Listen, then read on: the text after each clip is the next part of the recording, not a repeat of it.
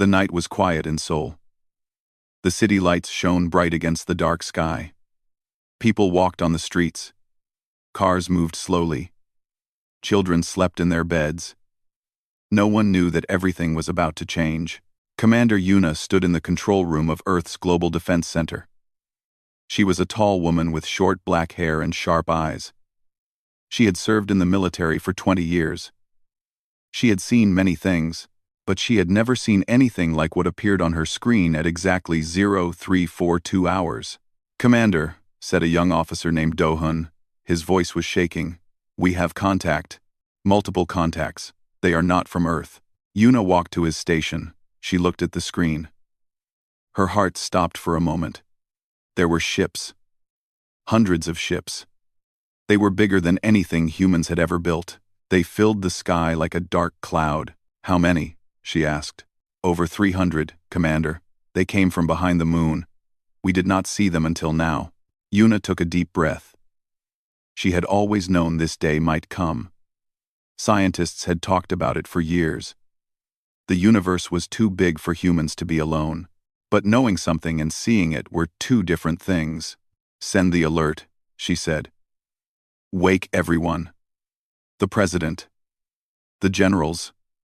Everyone." The alarms started ringing. Red lights flashed in every military base around the world. In Washington, London, Beijing, and Moscow.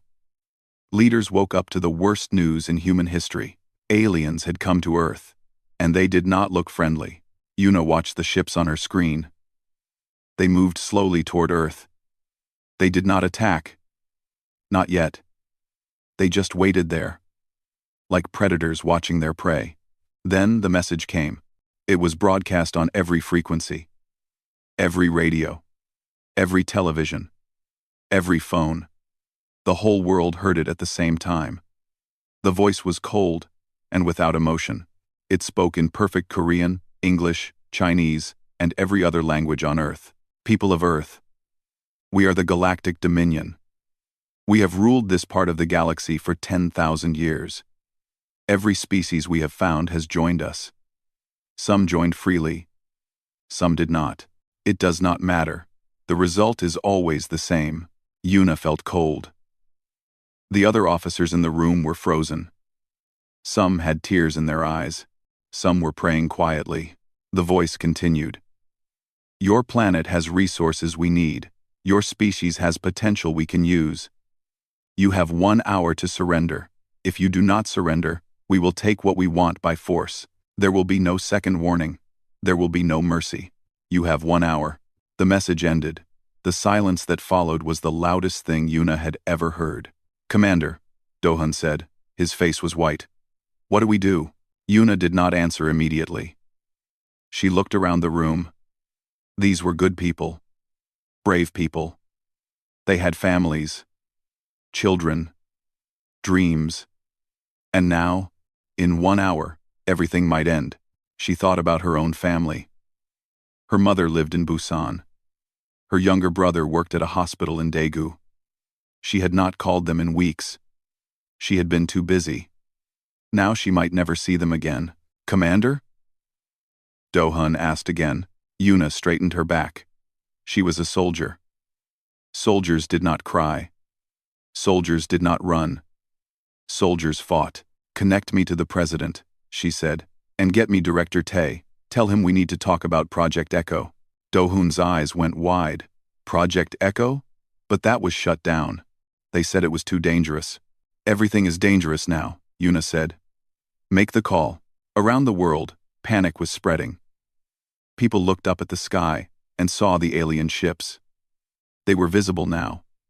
Dark shapes blocking the stars. News channels showed the images again and again. Governments told people to stay calm.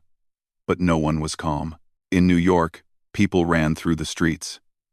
In Tokyo, families gathered in temples to pray.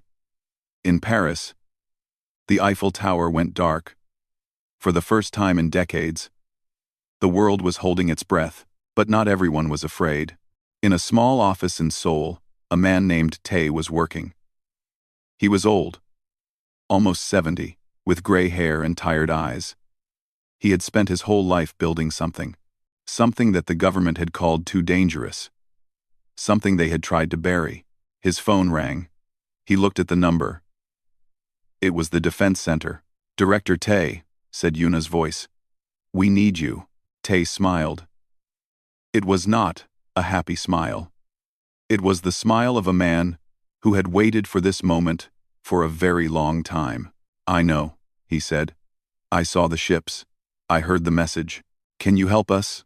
Yuna asked. "Can Project Echo help us?" Tay looked at the old files on his desk. Project Echo. His life's work. A weapon so powerful that the government had been afraid of it. They had said it could destroy too much. They had said humans should never have such power. "Yes," Tay said. "I can help. But you need to understand something. Commander, if we use Echo, there is no going back. The galaxy will know what humans can do. They will fear us, or they will try to destroy us." "They are already trying to destroy us," Yuna said. "We have less than an hour. Can you get to the bunker?" "I am already on my way," Tay said. He stood up and grabbed his coat. "Tell them to prepare. Tell them Earth is about to answer." "We're back in the control room." Yuna ended the call.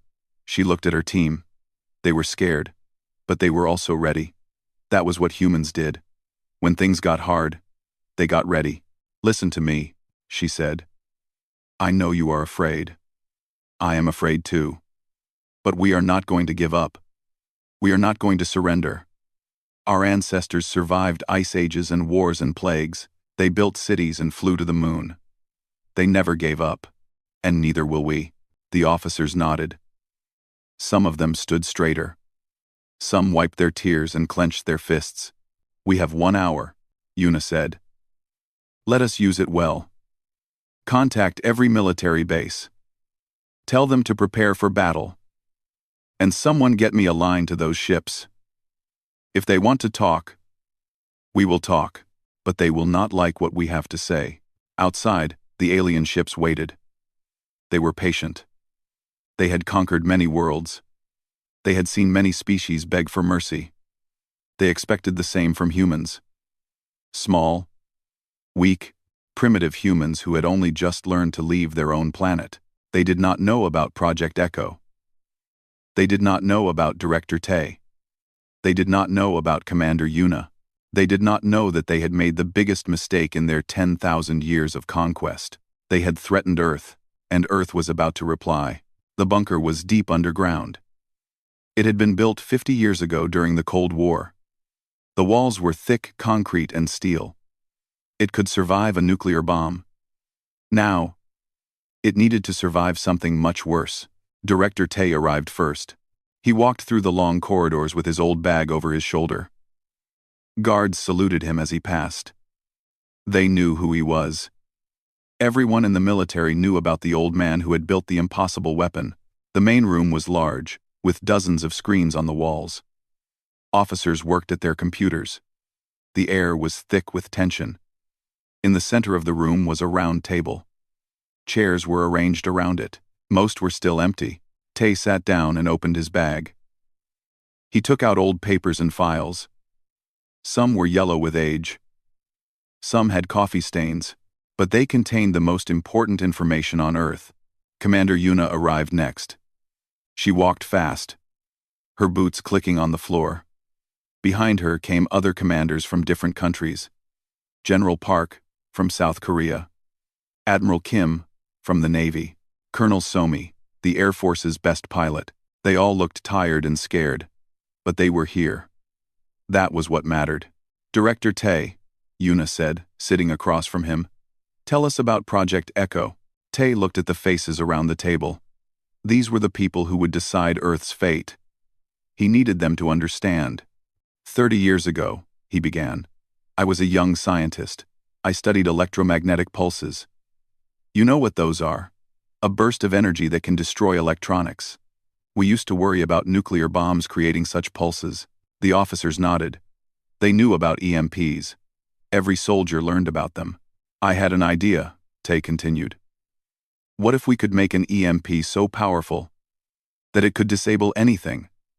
Any ship. Any weapon. Any machine. Not just on Earth, but in space. General Park leaned forward. That sounds impossible.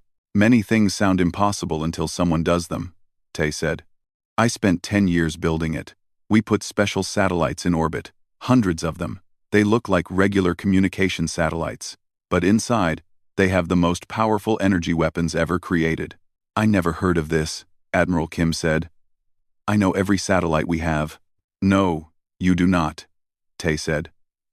Project Echo was classified above top secret. Only 5 people in the world knew about it. 3 of them are dead. I am one of the remaining 2. Who is the 5th? Yuna asked. The president, Tay said. Every president is told about Echo when they take office. But they are also told never to use it. It was supposed to be a last resort. A weapon we would never need. Colonel Somi spoke up. She was young. Only 35. But she had more flight hours than anyone in the room. Why did they say never to use it? If it works, why not? Tay sighed. Because it works too well. Echo does not just disable electronics. It creates a chain reaction. The energy pulse spreads. It jumps from one system to another. In our tests, we destroyed a target satellite. But the pulse also damaged 3 other satellites nearby. It was too powerful to control. So if we use it on the alien ships, Park said slowly, it will destroy them, Tay said. All of them. But it might also damage our own satellites. Our power grids. Our communications. We could win the battle but lose everything that makes our civilization work. The room went quiet. The officers looked at each other. They understood the choice now. Fight and risk everything. Or surrender and lose everything anyway. Yuna broke the silence. How long do we have? A young lieutenant named Jisoo checked her screen. 42 minutes. Commander. Can Echo be ready in time? Yuna asked Tay. The satellites are already in position, Tay said. They have been waiting for 30 years. I just need to send the activation code. It will take about 10 minutes to warm up the systems. Then another 4 minutes to fire. 14 minutes, Yuna said. That is how long Earth's answer will take. The door opened. Everyone stood up. The president walked in.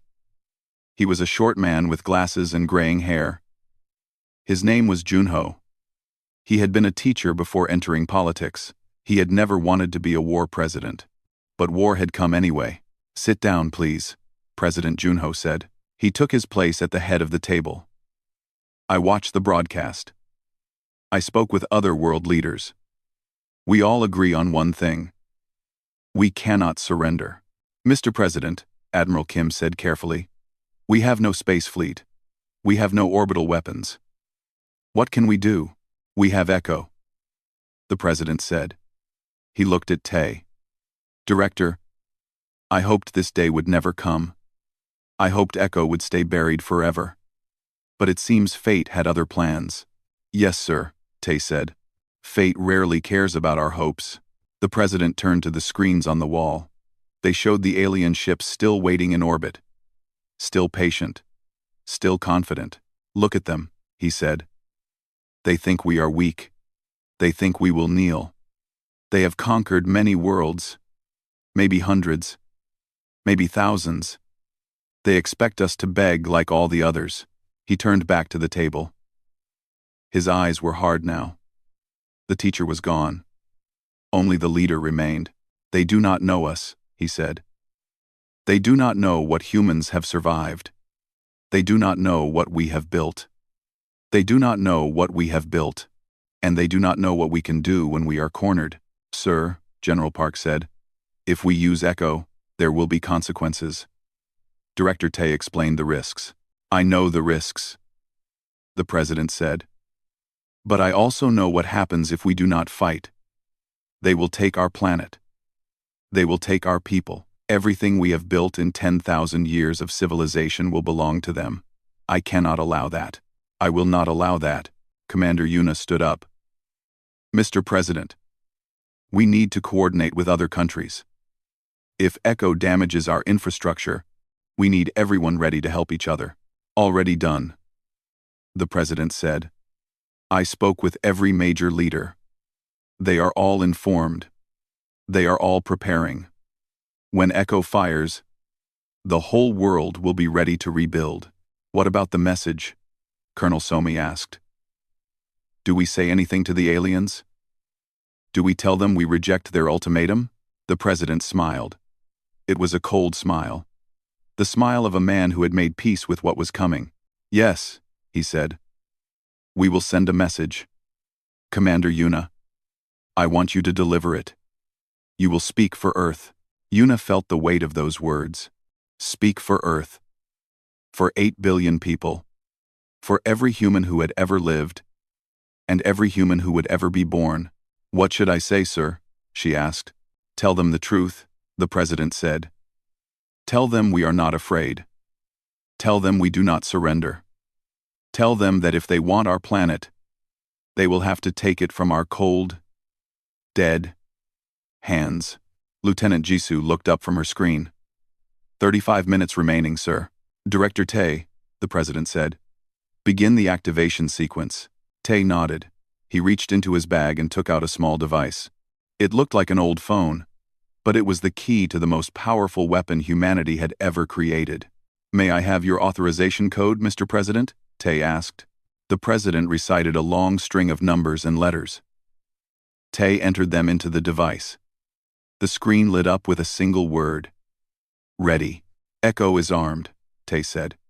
It will be fully powered in 10 minutes. After that, I just need to press one button. The room fell silent. Everyone understood what was happening. In less than an hour, either humanity would win its first battle against an alien empire, or Earth would fall. Everyone, the president said. Call your families. Tell them you love them. We have a few minutes. Use them well. Around the table, officers reached for their phones. Some called their parents. Some called their children. Some just sat quietly, thinking about the people they wished they could see one more time.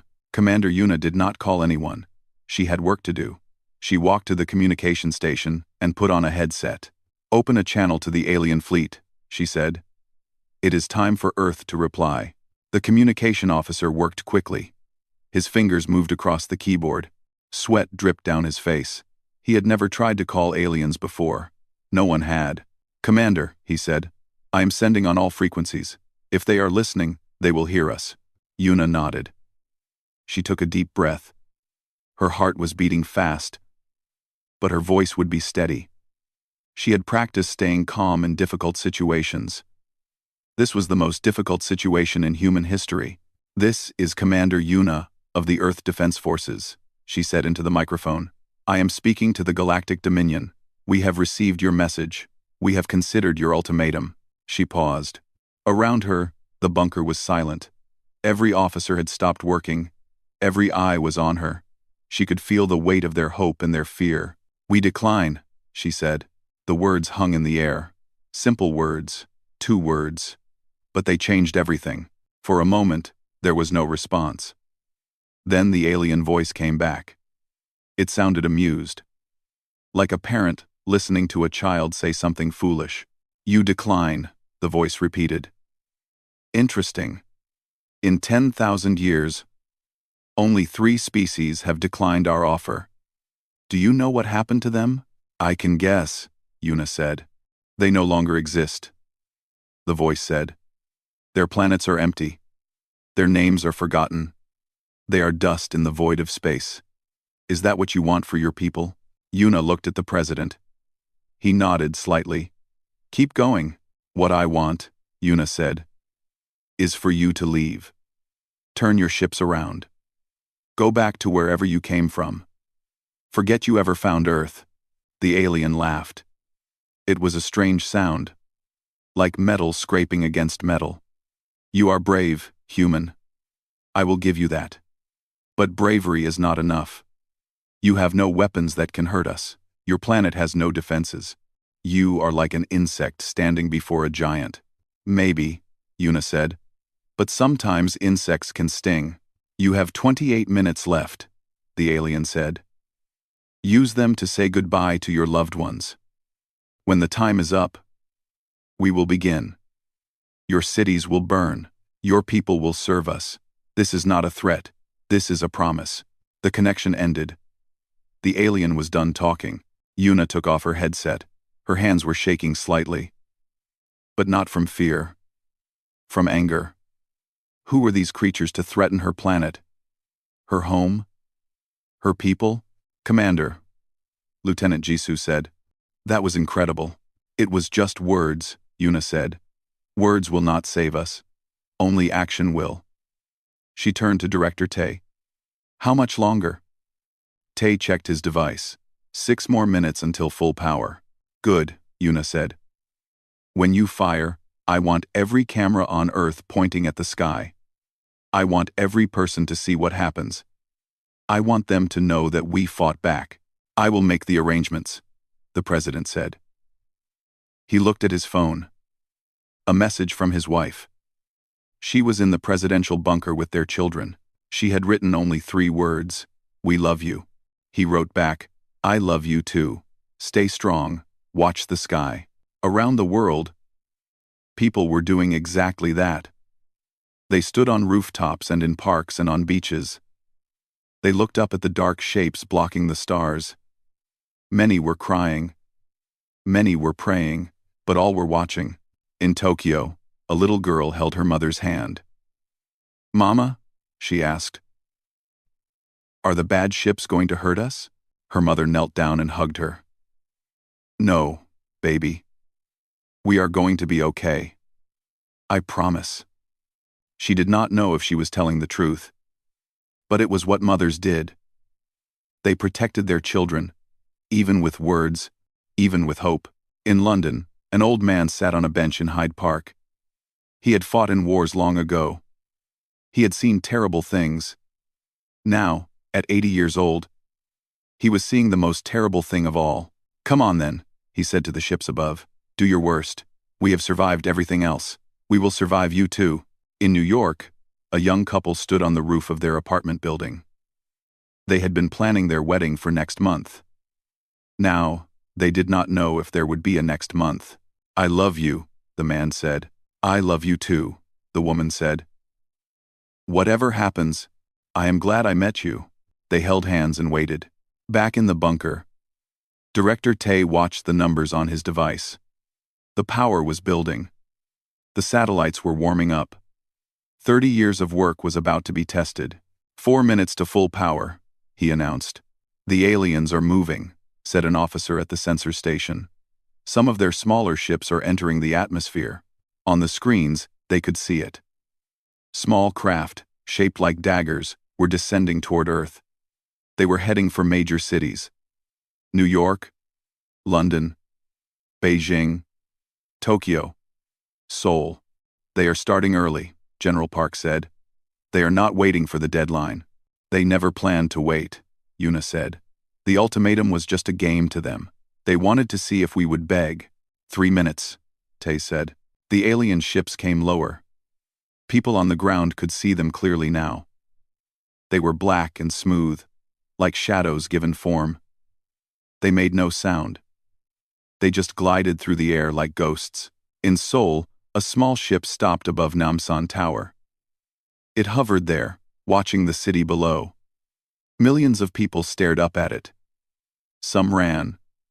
Some screamed. Most just stood frozen. Then the ship spoke. Its voice boomed across the city like thunder. People of Seoul, your leaders have chosen war. They have chosen death. Remember this moment. Remember who is responsible for what is about to happen. 5. The ship's bottom began to glow. A weapon was charging. In seconds, it would fire. 2 minutes, Tae said. His voice was tight. We need more time. We do not have more time, Yuna said. She grabbed a radio. All air forces, this is Commander Yuna. Attack the landing craft. Buy us time. Whatever it takes. From bases around the world, jets took off. Korean F, 35 seconds. American F, 22 seconds. Chinese J, 20 seconds. Russian Su 57 seconds. For the first time in history, every nation's air force was fighting together. Not against each other, for each other. Colonel Somi was in the lead. She pushed her jet to maximum speed. The alien ship above Seoul grew larger in her view. "All pilots," she said into her radio. "Fire everything. Do not hold back." Missiles streaked across the sky. They hit the alien ship from all directions. Explosions lit up the night. Smoke and fire surrounded the craft, but when the smoke cleared, the ship was still there. Not a scratch, not a dent. The missiles had done nothing. "Impossible," Somi whispered. The alien ship turned slowly. It looked at the jets like a cat looks at mice.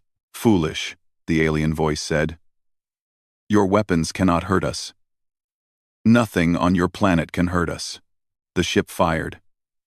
A beam of blue light shot out. Somi pulled her jet hard to the side. The beam missed her by meters, but it hit two jets behind her. They vanished. No explosion. No debris. Just gone. 1 minute, Tay said. More beams fired. More jets disappeared. But the pilots did not stop. They kept attacking. They knew their weapons were useless. But they fought anyway, because that was what humans did. In the bunker, Yuna watched the battle. Tears ran down her face. These pilots were dying for nothing. Their sacrifice was buying seconds, not minutes. "Come on," she whispered. "Come on, come on, come on." 30 seconds, Tay said. Above Seoul, Colonel Somi was the last pilot left. Her wingmen were gone. Her missiles were gone. She had nothing left but her jet and her courage. She aimed her plane at the alien ship and pushed the throttle forward. "For Earth," she said. Her jet hit the alien ship at full speed. The impact barely made it shake. But it made the aliens look away from the city. It made them focus on her, and that gave Earth the seconds it needed. "Full power achieved," Tay said. His finger hovered over the button. "Mr. President?" President Junho looked at the screens. At the alien ships. At the burning sky. At everything humanity had built, and everything they stood to lose. "Fire," he said. Tay pressed the button, and the stars fell silent. The moment Tay pressed the button, something beautiful and terrible happened. High above Earth, hidden among thousands of ordinary satellites, the Echo network came alive. The satellites had been sleeping for 30 years. Waiting. Watching. Now they woke up. Blue lights flickered on their surfaces. Energy began to flow through circuits that had never been tested in real combat. 30 years of stored power started to move. In the bunker, the screens showed what was happening. Little dots of light appeared in orbit. One by one. Then dozens. Then hundreds. The Echo satellites were forming a pattern, a ring around the Earth, like a crown of blue fire. "Energy building," Tay said. His eyes were fixed on his device. 60%. 70%. Above Seoul, the alien ship that had killed Colonel Somi turned its attention back to the city. The weapon on its bottom was still glowing. It was about to fire. 80%, Tay said. The alien commander watched from the main fleet. He sat in his chair on the largest ship, surrounded by screens showing Earth below. He had conquered 12 worlds. He had seen many species try to fight back. None had ever succeeded, but something was wrong.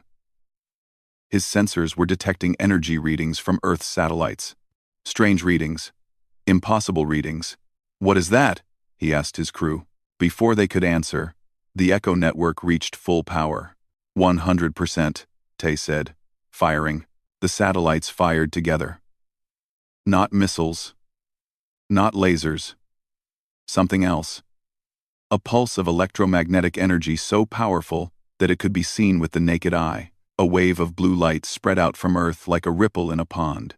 The pulse hit the small ships in the atmosphere first. The alien craft above Seoul shuddered. Its lights flickered. The glow on its weapon died. For a moment, nothing happened. Then, smoke started coming from its engines. The ship began to fall. All around the world, the same thing was happening. The alien landing craft were dropping from the sky like dead birds. They crashed into oceans and mountains and empty fields. The ships that had seemed invincible moments ago were now nothing but falling metal. But that was just the beginning. The pulse kept spreading. It reached the main fleet in orbit. 300 ships, each one larger than a city, each one filled with weapons that could destroy continents. The alien commander felt his ship shake. The lights went out. The screens went dark. Emergency alarms started screaming. But then they went silent too. "What is happening?" he shouted. "Report." No one answered. The communication systems were dead. The engines were dead. Everything was dead. He ran to the window and looked out. What he saw made his blood freeze. His fleet was dying. Ships were going dark, one by one. Some were drifting. Some were spinning out of control. Some were falling toward Earth, pulled by gravity that their engines could no longer fight. The pulse jumped from ship to ship, just like Tay had warned. The energy found new targets, new systems to destroy. The chain reaction spread through the entire fleet in seconds. In the bunker, the officers watched in silence. The screens showed the alien ships falling, burning, dying. It was working. Echo was working. "My God," General Park whispered. "We are actually winning." But Director Tay's face was not happy. He was watching other readings. The pulse was spreading too far. Just as he had feared. "Commander," he said quietly to Yuna. "We have a problem." She walked over to him. "What is it?" "The pulse is affecting our systems too. Satellites are going offline. Communication networks are failing. The power grid in Europe just collapsed." Yuna looked at the screens. Tay was right. Parts of the map were going dark. Not from alien attacks. From Echo itself. "Can you stop it?" she asked. "No," Tay said. "I told you. It cannot be controlled. We just have to let it run its course and hope it does not destroy too much." Above, the alien fleet was almost gone. Ships were crashing into each other. Explosions lit up the darkness of space. The commander's ship, the largest of them all, was falling toward Earth. The commander stood at his window and watched his empire crumble. 10,000 years of conquest, hundreds of conquered worlds, millions of soldiers. All of it meant nothing now. "How?" he said to himself. "How did they do this? They are primitive. They have nothing." But he was wrong. Humans had something that his species had forgotten long ago. They had desperation. They had stubbornness. They had the will to fight. Even when there was no hope, his ship entered Earth's atmosphere. The hull began to glow red with heat. Alarms that no longer worked tried to warn him of danger he already knew. He closed his eyes and thought of his home world. A beautiful planet with purple skies and silver oceans. He had not been there in centuries. Now he would never go back. The ship broke apart. Pieces of it scattered across the Pacific Ocean. The commander died without ever understanding what had happened. Without ever knowing that he had lost to a species he had called insects. The battle lasted exactly 14 minutes. In the bunker, Lieutenant Jisoo counted down the last seconds. Enemy ships remaining: 50, 40, 20, 10. She paused. 0. All enemy ships destroyed or disabled. No one cheered. No one celebrated. They were too shocked, too tired, too amazed. President Junho sat down heavily in his chair. His hands were shaking. "We did it," he said. "We actually did it, sir," an officer said. "We are getting reports from around the world. The alien landing craft have all crashed. No survivors.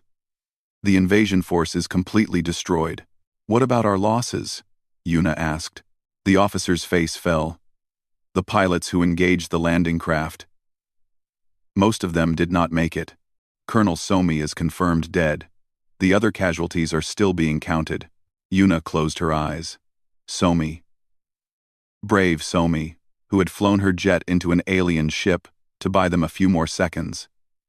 She would never be forgotten, And the echo damage? Yuna asked. Director Tay answered. Significant, but not catastrophic. We lost about 40% of our satellites. Power grids failed in Europe, parts of Asia, and the east coast of America. Communication networks are down in many areas, but the core system survived. We can rebuild. How long will rebuilding take? The president asked. Months, Tay said. Maybe years for full recovery. But we are alive. Our planet is free. That is what matters. Outside the bunker, the world was waking up to a new reality. The alien ships were gone. The sky was clear. People who had been crying in fear were now crying with joy. In Seoul, crowds filled the streets. They hugged strangers. They sang songs. They waved flags from every nation. It did not matter where anyone was from. They were all human. They had all survived together. In Tokyo, the little girl who had asked her mother about the bad ships was smiling. Mama, look, the ships are falling. We won. Her mother held her tight and cried. Yes, baby, we won. In New York, the young couple on the rooftop was still holding hands.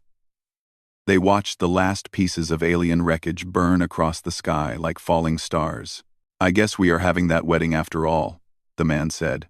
The woman laughed through her tears. I guess we are. In London, the old veteran on his bench stood up slowly. He saluted the sky, where distant explosions were still fading. Well done, lads, he said. Well done. And in the bunker, Commander Yuna finally allowed herself to breathe. They had done the impossible. They had beaten an enemy that had never been beaten.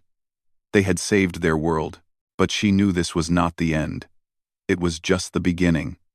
The galaxy knew about humans now. The galaxy knew what they could do. The universe would never look at Earth the same way again. 3 months had passed since the battle. The world was slowly healing. Power grids were coming back online. New satellites were being launched. Life was returning to normal, or at least a new kind of normal. Commander Yuna stood on a hill outside Seoul. Below her, workers were cleaning up the last pieces of the alien ship that had crashed nearby. Scientists studied every fragment. Engineers tried to understand the technology. Everything the aliens had brought was now being taken apart and learned from. Director Tay walked up the hill to join her. He moved slowly now.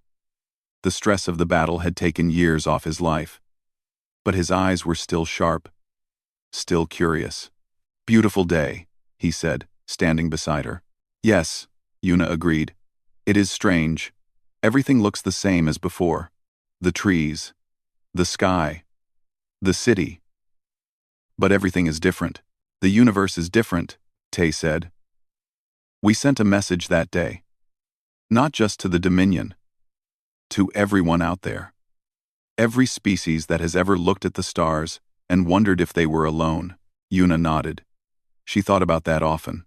Somewhere out there, other civilizations were hearing about what happened. They were learning that a small planet called Earth had destroyed an entire Dominion fleet in 14 minutes. They were learning that humans were not to be taken lightly. Do you think they will come back? She asked. The Dominion? Maybe, Tay said. They lost one fleet.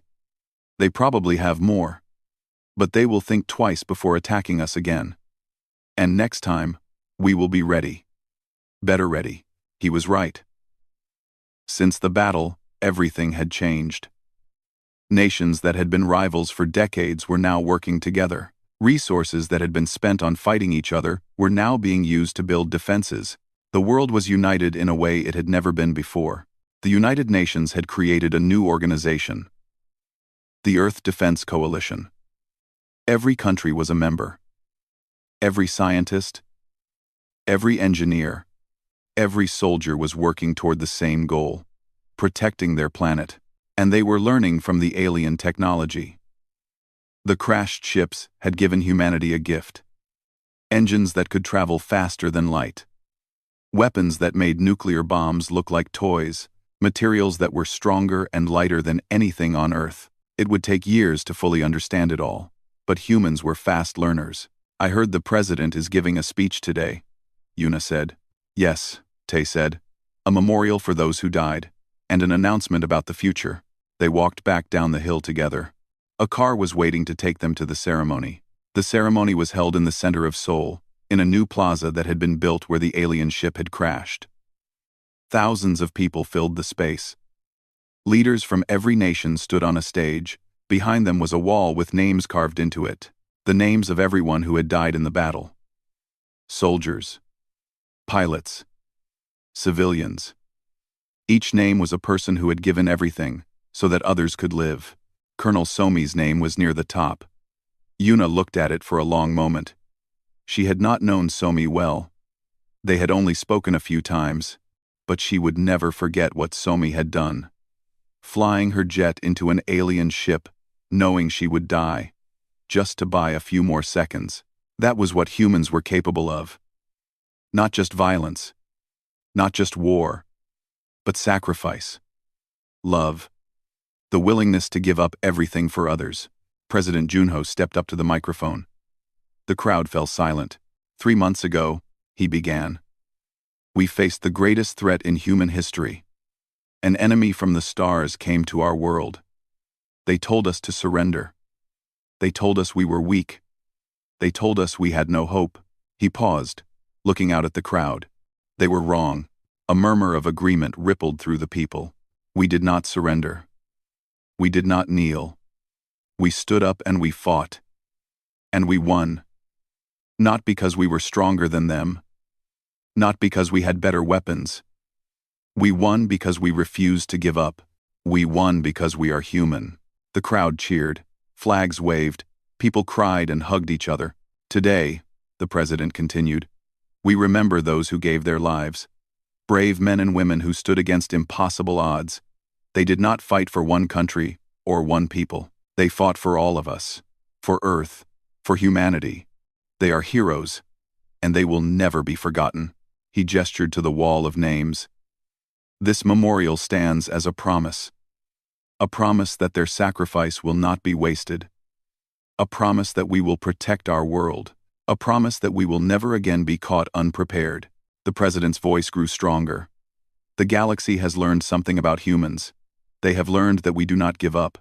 They have learned that we protect our own. They have learned that threatening Earth is the worst mistake anyone can make. He raised his fist. Let this be our message to the universe. We are Earth. We are human. And we bow to no one. The crowd exploded in cheers. The sound echoed across the city, across the country, across the world. Everywhere. People were watching. Everywhere. People were cheering. For the first time in history, all of humanity was truly united. After the ceremony, Yuna walked through the crowd. People recognized her. They thanked her. Some shook her hand. Some hugged her. She was uncomfortable with the attention. She was just a soldier. She had done her job. She found a quiet spot near the memorial wall. She looked up at the names again. So many names. So many stories that would never be finished. Commander Yuna, she turned. A young woman was standing there. She looked familiar. But Yuna could not place her. I am Mina, the woman said. Colonel Somi was my sister. Yuna felt her heart tighten. I am so sorry for your loss. Your sister was the bravest person I have ever known. Mina nodded. Tears were in her eyes, but she was smiling. She always wanted to fly. When we were children, she would watch the planes and dream about being up there. She died doing what she loved, protecting the people she cared about. She saved us, Yuna said. She saved everyone. We would not have won without her. I know, Mina said. That is why I came to find you. I wanted to say thank you for giving her the chance to be a hero. They stood together in silence for a moment, looking at Somi's name on the wall. What happens now? Mina asked. Yuna looked up at the sky. It was blue and clear, but she knew what was out there. Stars, planets, civilizations. Some friendly, some dangerous, some watching Earth right now, wondering what these strange humans would do next. Now we prepare, Yuna said. We build, we learn, we get ready for whatever comes next. Do you think more aliens will come? Yes, Yuna said honestly. Someday, maybe enemies, maybe friends, but they will come. And when they do, we will be ready. Mina nodded. She looked at her sister's name one more time, then walked away to rejoin her family. Yuna stayed a little longer. She thought about everything that had happened, everything that had changed. 3 months ago, humanity had been alone, divided, fighting among themselves. Now they were united, prepared, looking at the stars with new eyes. The Galactic Dominion had wanted to conquer Earth. Instead, they had given humanity the greatest gift possible. A reason to unite. A purpose. A future among the stars. Director Tay found her there as the sun was setting. "Still thinking?" he asked. "Always," she said. "I am thinking about what comes next. We defeated one fleet, but the Dominion is big. They will not let this insult stand." "No," Tay agreed. "They will come again. Bigger, stronger, angrier, and we will beat them again," Yuna said. There was no doubt in her voice, no fear, just certainty. Tay smiled. "You know, when I built Echo, I hoped it would never be used. I hoped humanity would never face such a threat. But now I am glad it happened." Yuna looked at him in surprise. "Why?" "Because it showed us who we really are," Tay said. "Not weak, not divided, not afraid. Strong, united, ready to face anything. That is the true power of humanity. Not weapons or technology, but our spirit, our will to survive, our refusal to give up, no matter what." They watched the sun set together. The sky turned orange and red and purple. The first stars appeared. Somewhere out there, civilizations were watching, waiting, wondering, and on a small blue planet, humanity was watching back, ready, waiting, united. The stars had fallen silent in 14 minutes. But Earth's voice would echo through the galaxy forever.